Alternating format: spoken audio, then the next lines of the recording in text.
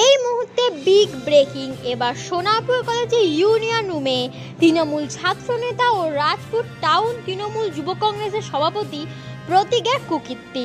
এক ছাত্রীকে দিয়ে কলেজের ইউনিয়ন রুমে জোর করে মাথা টেপানোর অভিযোগ তার বিরুদ্ধে। সোনারপুর দক্ষিণের বিধায়িকা অরুন্ধতী মৈত্র প্রতীক কুমার দিয়েকে কলেজ কোঅর্ডিনেটর পদে বহাল রাখে।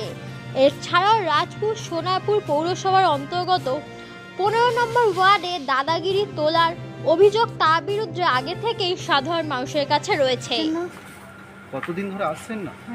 সেটা কিভাবে আমাদের বললাম শিফটিং ডিউটি হয়, আমরা তো প্রত্যেক দিন তো এখানে থাকি না, আমরা সপ্তাহে আমাদের চেঞ্জ হয়। এবার এই উইকে উনি আসেননি, আগের উইকে এসছে কিনা সেটা তো আমরা বলতে পারবো।